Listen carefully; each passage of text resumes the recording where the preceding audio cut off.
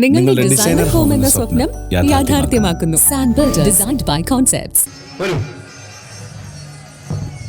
Hello hello നിൽക്കൂ. എന്താണ്? വരൂ കൃഷ്ണൻ, ഇവിടെ ഒന്ന് പറയൂ.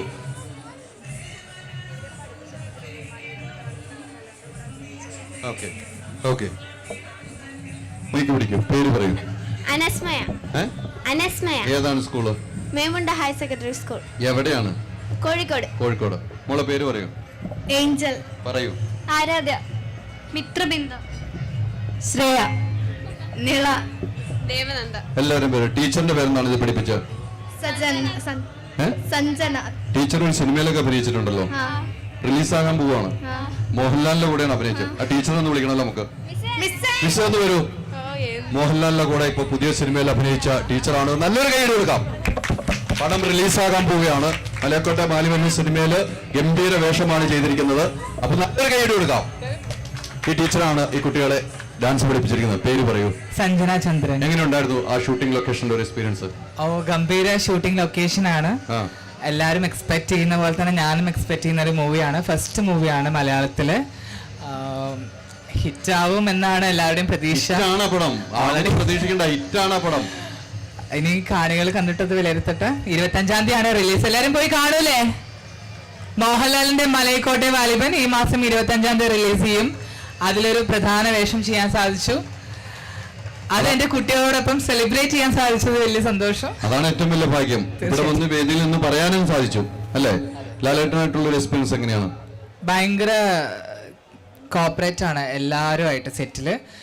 ഞാൻ ഫസ്റ്റ് ടൈം ആയതുകൊണ്ട് എനിക്ക് അതിൻ്റെതായിട്ടുള്ള അങ്കലാപ്പുകളൊക്കെ ഉണ്ടായിരുന്നു ഫിലിമില്.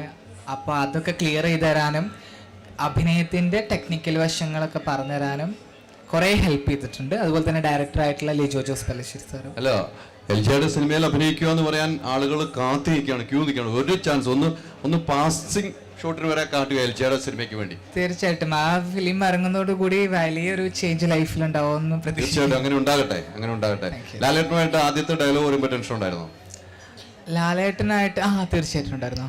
അത് കാരണം എൻ്റെ ഒരു വലിയ ലൈൻ പാരഗ്രാഫ് ആയിരുന്നു. അത് പഠിച്ചിട്ട് ഞാൻ പോയത്. സ്ക്രിപ്റ്റ് കിട്ടിയിട്ടുണ്ടായിരുന്നു. അല്ല, അവിടെ എത്തിയപ്പോ സ്പോട്ടിൽ അവര് ചേഞ്ച് ചെയ്ത് കുറച്ച്. ഒരു 2 പാരഗ്രാഫ് ഉള്ളത് 3 പാരഗ്രാഫ് ആയി കൂട്ടി തന്നു. അപ്പൊ ആകെയുള്ള ഒരു ഫസ്റ്റ് കൺഫ്യൂഷനും കാര്യങ്ങളൊക്കെ ഉണ്ടായിരുന്നു. പിന്നെ സെക്കൻഡ് മൂവി ചെയ്തു.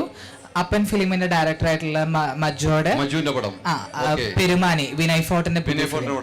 പക്ഷെ അത് ചെയ്തപ്പോഴത്തേക്കും ഇതിന്റെ ഒരു ബാക്ക്ഗ്രൗണ്ട് ഉള്ളതുകൊണ്ട് ഭയങ്കര കംഫർട്ടായി. പെട്ടെന്ന് തന്നെ അങ്ങനെ അഭിനയം വാടി വിതറായിരുന്നു. അല്ല, അപ്പൻ സിനിമയുടെ ഡയറക്ടർ മജു എന്ന് വെച്ചാൽ സൂപ്പർ ഹിറ്റ് സിനിമയാണ് അപ്പൻ. തീർച്ചയായിട്ടും ഹൈലൻസിയറിന് സ്റ്റേറ്റ് അവാർഡ് കിട്ടിയ സിനിമയാണ്. ഗംഭീര സിനിമയാണ്. ആ സിനിമയുടെ ഡയറക്ടർ മജു നല്ല കഴിവുള്ള ഒരു വ്യക്തിയാണ്. വിനയ് ഫോർട്ടിന്റെ കൂടെ പാലക്കാടൊക്കെ ആയിരുന്നു ഷൂട്ട്.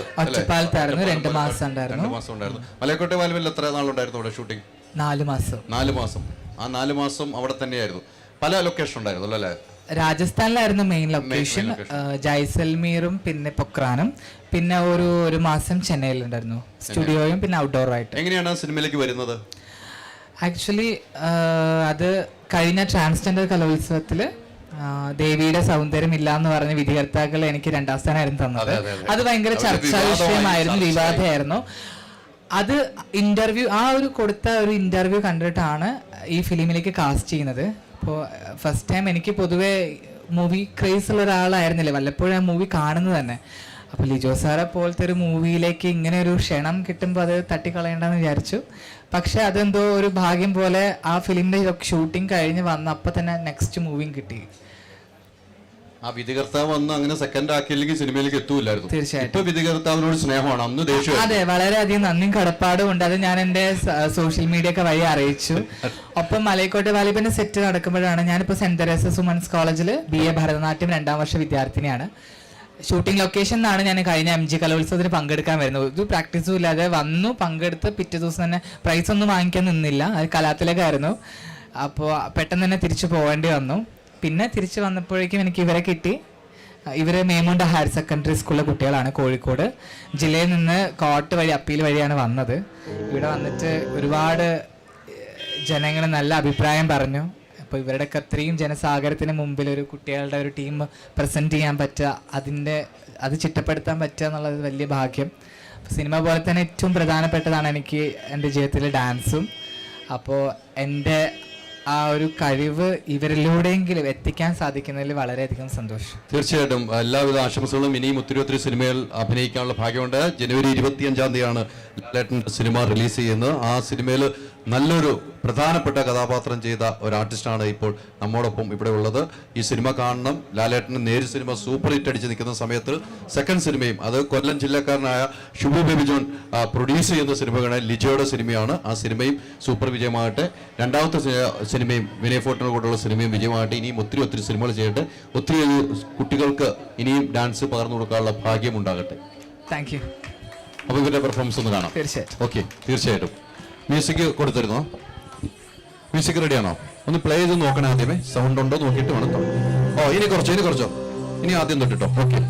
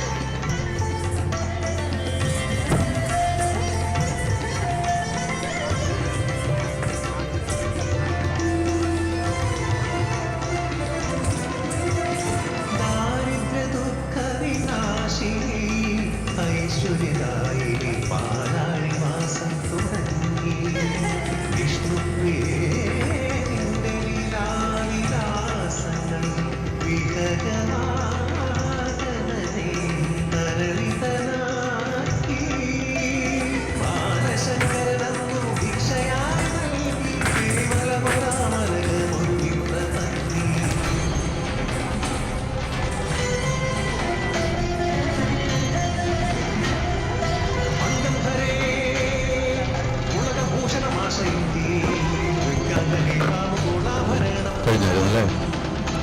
അങ്ങനെയാണോ കഴിഞ്ഞു? അങ്ങനെ നോക്കില്ല. ഒരു നല്ലൊരു ഗൈഡ് കൊടുക്കുക പ്ലീസ്.